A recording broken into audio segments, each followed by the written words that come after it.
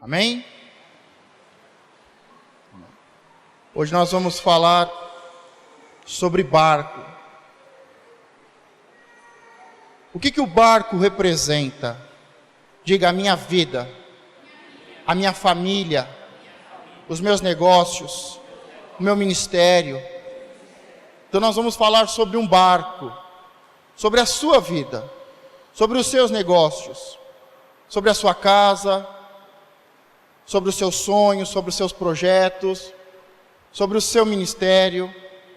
Amém? Eu queria primeiro contar uma história, posso? Amém? É uma história bem conhecida, está no livro do apóstolo Gerson, no livro Restituição, no capítulo 4, que fala sobre a restituição do sonho, na página 69 e na página 71. Ali fala sobre o livro dos recordes. Alguém já viu o livro dos recordes? Alguém já teve a oportunidade de folhear? Você encontra ali de tudo. O que você imaginar, e o mais interessante, um monte de coisa que você nem imagina, você vai encontrar que fizeram, que quebraram recordes, que aconteceu, e coisas novas, coisas diferentes. Mas vamos deixar essas coisas loucas e inusitadas que estão registradas lá. Mas ali fala do primeiro navio a vapor. Fala que um homem, quando foi construído o navio a vapor, ele tinha uma ideia, ele tinha um sonho, atravessar de um continente ao outro. E os cientistas começaram a estudar e a fazer experimentos e chegaram a uma conclusão. Diga: é impossível. Era impossível atravessar com um barco a vapor de um continente ao outro. Mas aquele homem, ele colocou isso na sua cabeça, no seu coração. E geralmente, esse tipo de pessoa que coloca na sua mente algo, no seu coração, eles são teimosos e são loucos. Quando te chamarem de teimoso, fora sua mãe, pode ter certeza que é um elogio. Quando te chamarem de louco, você pula, você dá glórias a Deus. Porque é uma boa característica. Faça de tudo para te chamarem de teimoso e de louco. Amém? Coloca isso na sua meta. Coloca isso como prioridade na sua vida. Diga: ainda vão me chamar de teimoso e de louco. Amém. Eu espero estar perto para ver, para ouvir. Amém? Mas aquele homem colocou na sua cabeça e no seu coração que ele ia atravessar os oceanos em um barco a vapor. Mas os cientistas fizeram experimentos e disseram: é impossível. Fizeram teses, escreveram livros. Mas aquele homem, ele falou: não, eu vou conseguir. E ele sai de um local com o propósito de chegar em outro, atravessar um oceano, e ele vai. E o mais importante, diga: ele volta. Ele volta e ele entra na biblioteca onde está aqueles estudos, aqueles experimentos, toda aquela tese que dizia que era impossível. Ele procurou todos os livros que falavam sobre aquilo, ele abriu aqueles livros e escreveu: eu consegui. Diga: eu consegui. Eu consegui. Diga de novo: eu consegui. Eu consegui. Amém. Há muitas coisas que a sua família não fez ainda, há muitas coisas que ela ainda não alcançou, há muitos sonhos que não se realizaram, há muitos projetos que estão parados, e você pode entrar no livro dos recordes com algo interessante, não com algo inusitado e algo louco ou diferente. Diga: eu posso. Diga de novo: eu vou conseguir. Mas como você vai fazer? Me diga. Como você vai conseguir? Porque eu fico pensando o seguinte na minha cabeça aqui. Os cientistas estudaram, fizeram teses, experimentos e chegaram a uma conclusão. E eu também acredito que aquele homem teimoso, de cabeça dura, teimoso e louco, também fez uma série de experiências e chegou a uma conclusão diferente. Não foi simplesmente que eu vou conseguir. Ele tinha um sonho e ele buscou conhecimento para alcançar o seu projeto. Diga, eu preciso estudar, fazer experiências para alcançar o meu sonho. Então estamos falando de um barco, estamos falando da nossa vida pessoal, estamos falando da nossa vida financeira, do seu sonho, do seu projeto, da sua família.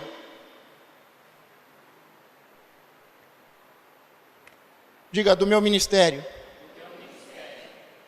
Agora, sabe, todo barco, ele tem basicamente 3 estruturas. E barco significa, diga, a minha vida, os meus sonhos. Amém. E a primeira parte dessa estrutura que você tem que ter em mente é a parte operacional. A segunda é executivo e a terceira estratégico. Todos aqueles que querem se dar bem na vida, que possuem um sonho, um projeto, precisam ter estas 3 coisas. Eu vou dar um exemplo. Vamos pelo primeiro, operacional. Diga, operacional. O que seria o operacional? Seria os marinheiros, os marujos. Diga, o trabalho braçal. A segunda parte é a parte executivo. Diga, executivo. No barco seria os oficiais, os líderes. Amém? E a terceira, estratégico. Diga, estratégico. E o estratégico seria o comandante. O estratégico é aquele que determina a rota. Ele estudou o mapa, ele estudou os caminhos, ele estudou as possibilidades. Se é possível ou se não é, qual é o melhor caminho? Este caminho é mais rápido, mas é perigoso, há muitos piratas. Este outro caminho é bom, este outro caminho é muito difícil porque há muitas tempestades. Este outro caminho é complicado porque há muitas rochas. Então a parte estratégica é o comandante. É ele que estuda e determina a rota, a direção. Diga, a parte estratégica. O comandante dá a direção. Isso é o que você tem que fazer em relação aos seus sonhos, a sua vida. O ano já começou, não começou? Já está quase acabando, você já percebeu? Já estamos no mês de abril e não é 1º de abril mais não é mais mentira não, o ano já está aí, ó, já. Daqui a pouco é meio do ano. E você, como o estratégico, e você como o comandante da sua vida, do seu barco, você que é o comandante do seu sonho, qual é o mapa que você estudou? Qual é a rota que você está seguindo? Qual é a direção que você está dando? Ou simplesmente este ano vai ser mais um ano? Porque depois que tem o estratégico, o comandante determina a rota, ele dá a direção, ele passa para o executivo. Diga, o comandante vai passar as informações para o oficial. O oficial é aquele que lidera. Ele está dentro do barco e ele vai liderar, ele vai organizar.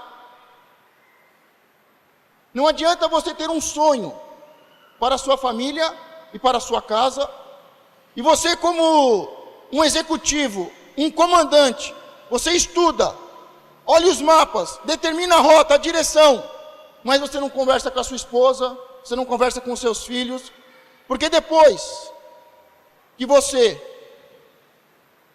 como um comandante, determinou a rota e a direção, você tem que passar essas informações para o oficial.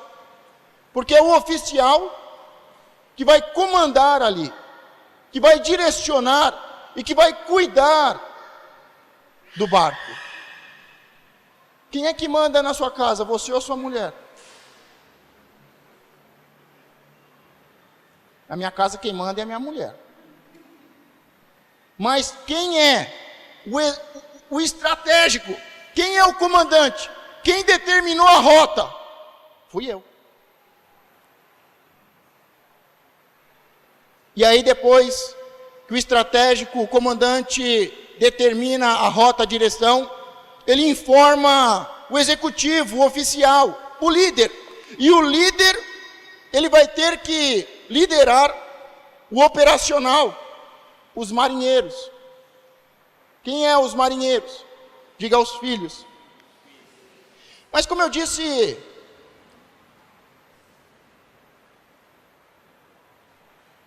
este barco, a sua vida, este sonho, precisa ter um começo, meio e fim. Precisa ter um destino. Ele precisa sair do porto seguro e entrar, se lançar ao mar. Ele precisa sair do porto, da zona de conforto e correr riscos. Não adianta eu simplesmente olhar e planejar e ter um sonho. Eu preciso sair do porto. Diga, eu preciso sair do meu porto seguro, da minha zona de conforto e correr riscos. Ninguém gosta de correr riscos. Por isso que tem o estratégico, o comandante. Ele vai estudar para que ele possa sair de um lugar e chegar ao outro e correr o menor risco possível. Os oficiais vão entender a rota e vão colocar aquele barco dentro da rota e os marinheiros vão fazer o barco funcionar. Vão limpar, vai ter a parte da cozinha, toda a parte da organização. Uma coisa você precisa entender. Quantos entenderam a parte operacional, executivo e estratégico? Agora, não adianta, como eu disse, eu sou o estratégico na minha casa. A pastora Carla é o executivo. E sobrou para minhas filhas o operacional. Mas eu, como estratégico, eu também preciso fazer a parte executiva. E o executivo também precisa fazer a parte operacional. Eu também preciso estar envolvido nas 3 áreas. Mas a grande questão é, quanto tempo eu vou gastar em cada área?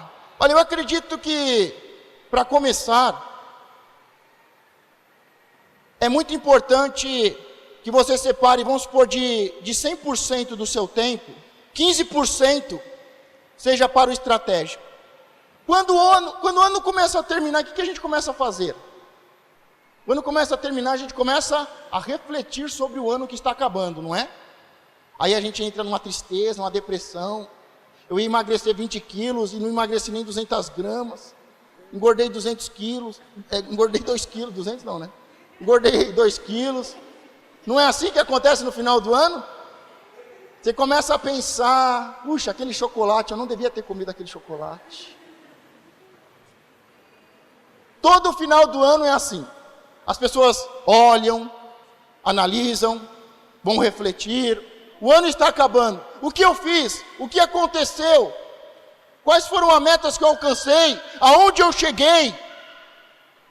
Geralmente as pessoas estão tristes. E aí o que elas fazem quando elas estão tristes? Descontam na pizza. Come ainda mais. Come até não aguentar mais. Passa o Natal e o Ano Novo comendo. Mas depois que a gente faz isso no final do ano, o começo do ano começou. Esquece o que passou. Ano novo. Novos sonhos, novos projetos. E aí você vai o quê? Você vai tentar ser um estratégico. Você vai tentar ser um comandante. Você vai tentar dizer assim, quem manda na minha vida sou eu, e não o chocolate. E aí, depois desses 15%, do estratégico. Começo do mês, antes de você pegar o dinheiro na mão, do salário, você precisa ser estratégico. Cada 3, 4 meses, você precisa ser estratégico. Estamos há 4 meses do começo do ano. Chegou a hora de você parar para pensar de forma estratégica. Você colocou metas, colocou sonhos e projetos, e você precisa agora voltar a ser estratégico. Depois desses 15% de estratégico, eu acredito que o mais importante, nós devemos dar 70% do nosso tempo, da nossa força, à questão executiva, que é liderar. Você deve liderar a sua vida. Você deve pegar toda a sua estratégia, toda a sua rota, e você deve liderar. E o que o líder faz? Mantenha a rota que foi determinada pelo estratégico. Tem pessoas que começou esse ano eu vou estudar. O estratégico mandou a ordem, eu vou estudar. Aí ele, como executivo, como líder, já não está mais estudando. O líder, ele precisa manter e organizar e fazer com que as coisas funcionem, alcançar metas, fazer com que a ordem estratégica seja cumprida, que eu saia de um lugar e eu chegue no outro. E os restantes 15% no operacional, na parte do trabalho. Trabalhar para que aquilo aconteça. Posso fazer uma pergunta difícil? Nós já estamos no 4º mês e tem muito barco perdido já. Qual é a direção que o seu barco está? O seu barco está indo para onde?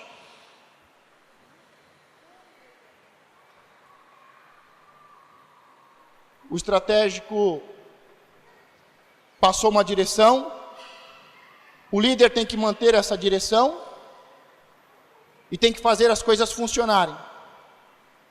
E tem que trabalhar. Mas olhe agora, de forma estratégica, como que a sua vida está? Para onde ela está indo? Qual é a direção que ela tomou? De forma bem simples e bem consciente, me fala uma coisa, só para você. Você é mais estratégico, executivo ou operacional? Você é mais comandante, líder ou marinheiro? O momento que você está vivendo, é importante ser o quê? Mais estratégico? Mais operacional? Diga, o meu barco precisa voltar para a rota.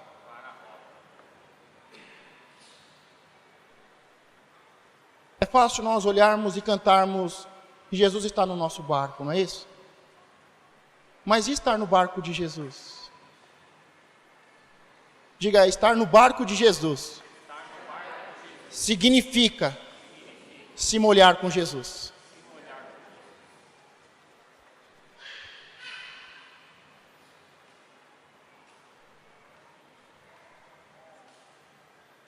O seu barco está passando por uma tempestade?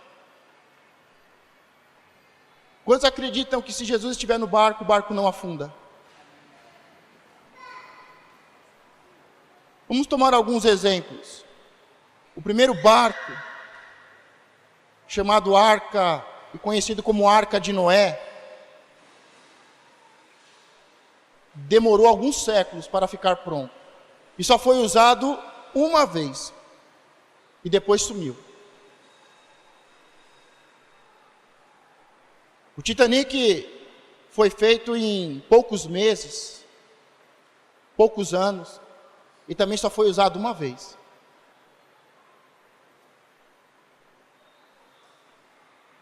A palavra de Deus também fala de um profeta fujão. Sabe aquele profeta que recebe uma ordem do executivo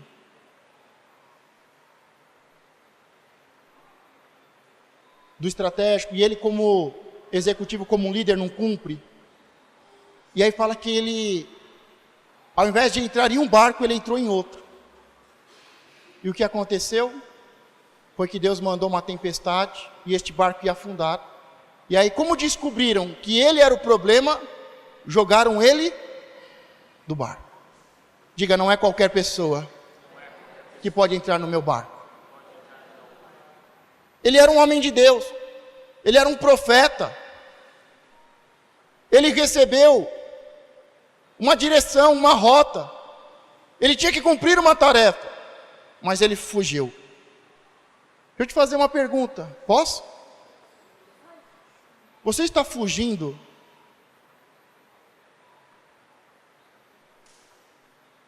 das suas obrigações? Você está fugindo das ordens que vieram do estratégico? Você está fugindo das ordens de Deus? Você está fugindo até das suas ordens e das suas rotas e das suas metas? E ele foi jogado para fora do barco. Tem hora que nós temos que jogar para fora do nosso barco toda desobediência. Diga, a tempestade só vai cessar quando eu jogar para fora do meu barco, da minha vida, dos meus sonhos, toda a desobediência. Mas aí a gente agora entra no barco mais conhecido, que não é de Jesus, mas é de Pedro, e que Jesus está no barco de Pedro. Eles estão passando por uma dificuldade, não está? E Jesus está no barco, não está? Tem uma história que Jesus está no barco dormindo, e tem uma outra história que Jesus, ele sobe ao monte para orar, e quando vê a tempestade e os seus discípulos passando por uma grande tempestade, ele vai ao socorro dos seus discípulos andando sobre as águas. Mas nas duas vezes, os barcos, os discípulos, tinham recebido do seu mestre, do estratégico, uma direção. Nós vamos sair daqui e vamos para lá. Os discípulos, como líderes,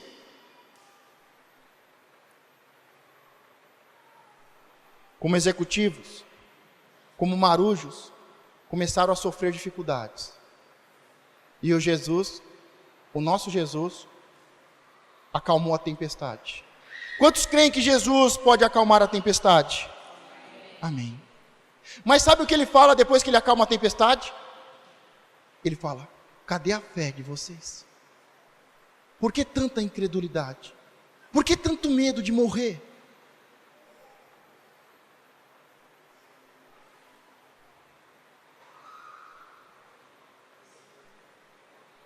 Você pode, no seu barco, se colocar de pé, abrir os braços e dizer, cala-te, vento?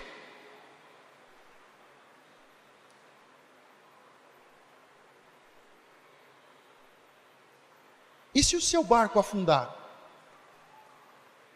Quantas pessoas morrem antes da hora? Quantos sonhos não são realizados?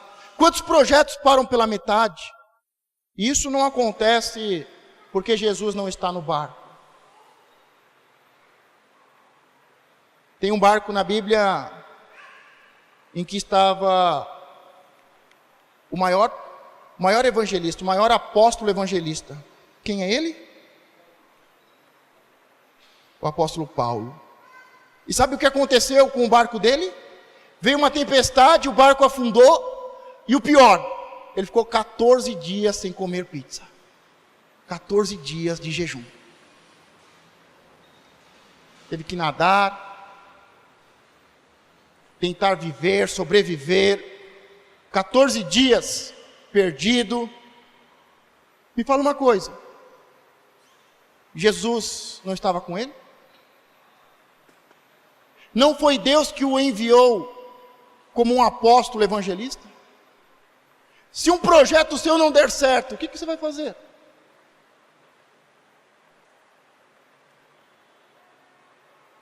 Se um projeto afundar, o que você vai fazer? Ou tudo que vocês fazem dá certo? Ou tudo que o estratégico nos ordena funciona? A palavra é de Deus. Ele foi chamado, ele foi separado, ele foi treinado, ele foi enviado. Ele não estava de passeio, ele estava em uma viagem missionária. E o barco dele afunda, ele quase morre. Mas o barco dele afundou. E a grande questão é, Deus não está com ele? O que acontece com você quando o seu barco afunda? Como é que você se sente? O que você faz em seguida? Quais são as suas próximas metas? Voltar e dizer não deu certo? Sabe, tem momentos na nossa vida em que tudo dá certo. E as pessoas falam assim, olha, você é o cara. Você tira 10 na prova, olha, você é o cara, hein? Você passa na prova de volante, você é o cara. Você entra em uma faculdade, você entra em um emprego, as pessoas falam, olha, você é o cara, hein? Você... Já aconteceu isso com você? E o que você fez com o que falaram? Sabe o que eu faço quando um barco meu consegue cumprir uma viagem, um sonho se realiza, um projeto se concretiza? Sabe o que eu faço com as pessoas que falam que eu sou o cara? Não acredito. Porque são as mesmas que falam que eu não sou nada quando eu vou começar ou quando eu fracasso. Então, quando as pessoas dizem que eu sou o cara, eu não dou ouvidos. E o que eu quero dizer com isso é que se o seu barquinho afundou esses dias, ou se o seu barquinho ainda não saiu do porto seguro, e se lançou ao mar, se ele não saiu da sua zona de conforto, para correr um risco, para tentar, para alcançar um objetivo, se as pessoas estão dizendo que você é um nada, que você não faz nada, que você não tem sonhos, que você não vai alcançar, que os seus projetos não vão se realizar, o que eu tenho para dizer para você é, não dê ouvidos. Diga, eu não vou dar ouvidos. O mais importante,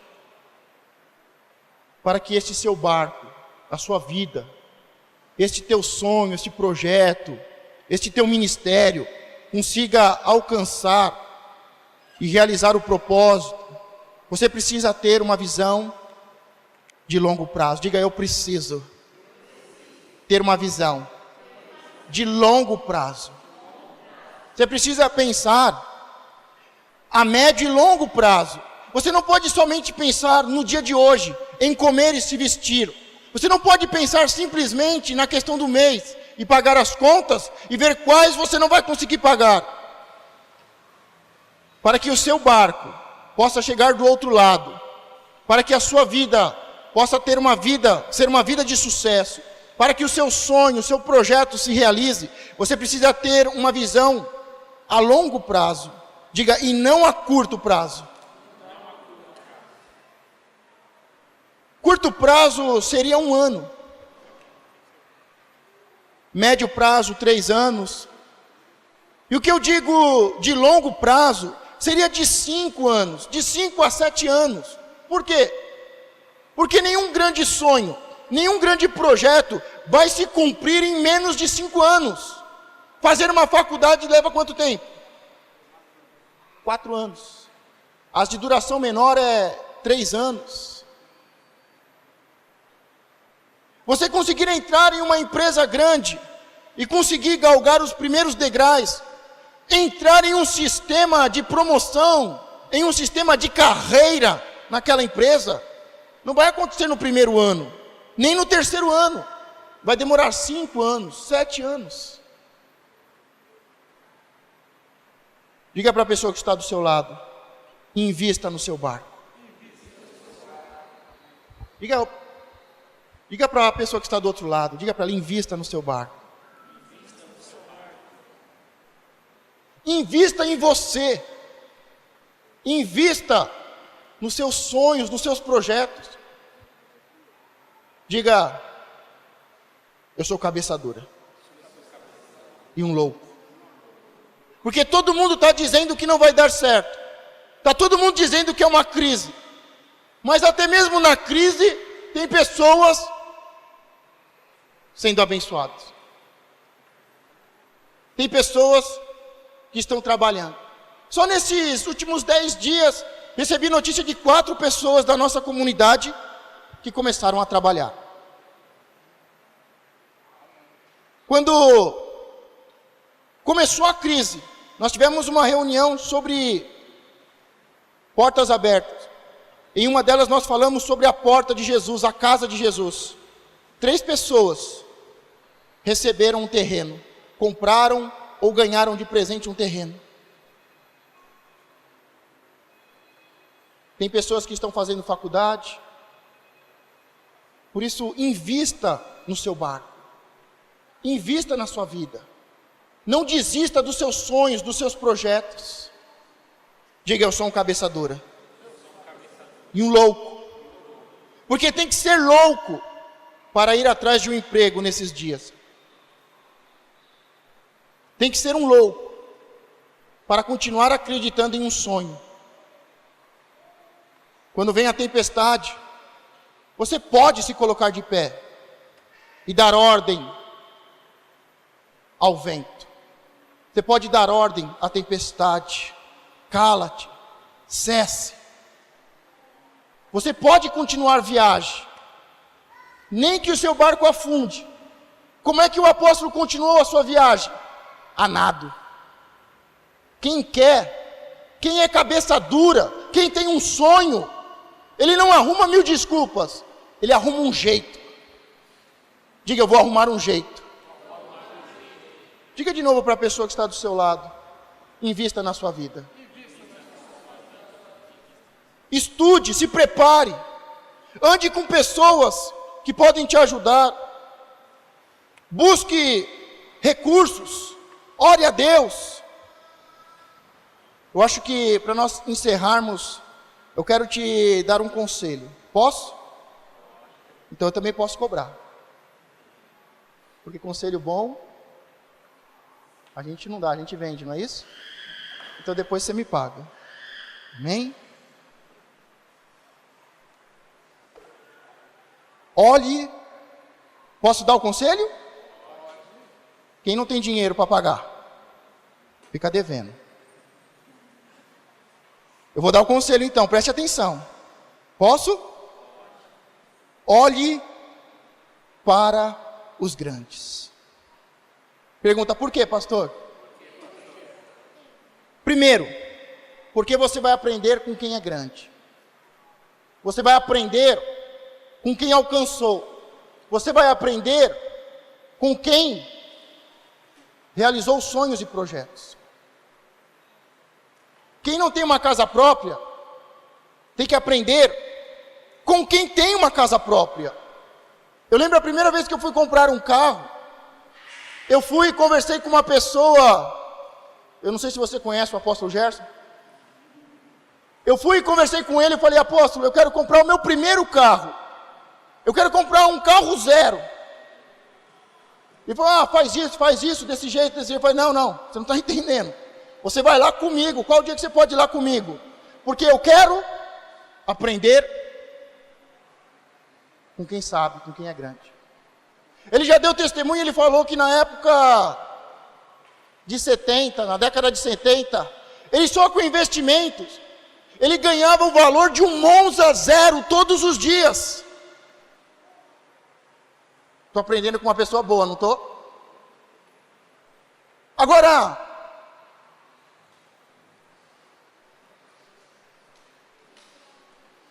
e se eu fosse aprender com meu vizinho, que não sabe nada de carro, não sabe nada de juros, sempre andou daquele, como é que chama, aquele bem conhecido, aquele Havaiana, sabe?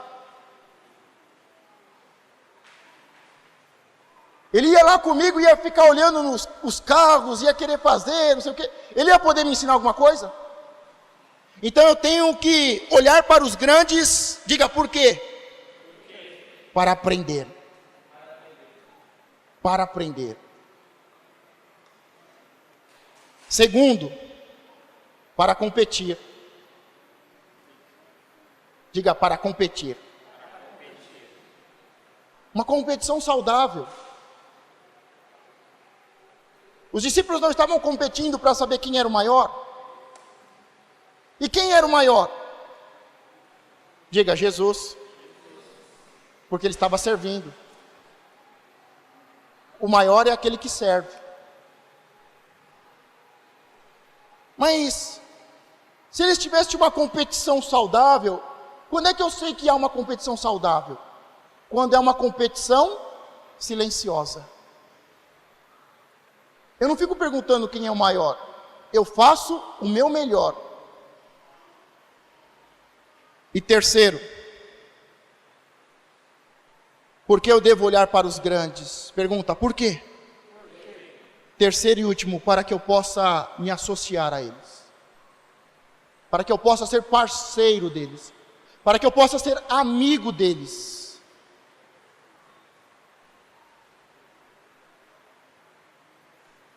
Como é que está o seu barco? Qual é a direção que ele está? Ele já saiu do porto seguro? Ele já começou a correr riscos? Ele já passou por tempestades? Você já venceu tempestades? O que você já realizou de grande na sua vida? Qual é a barreira que você vai ultrapassar? Qual é o recorde que você quer deixar registrado? Quem você vai deixar entrar no seu barco? O profeta Fujão? Diga, o meu barco, a minha vida, os meus negócios, o meu ministério, os meus sonhos e projetos, hoje, saem do porto seguro. Eu vou correr riscos, mas sendo um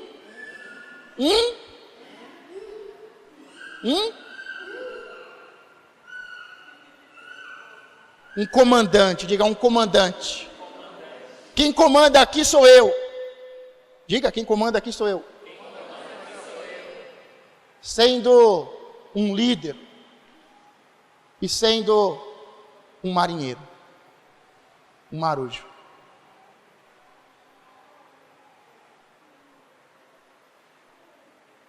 O tempo da crise é o melhor tempo para você sair da margem do seu porto seguro.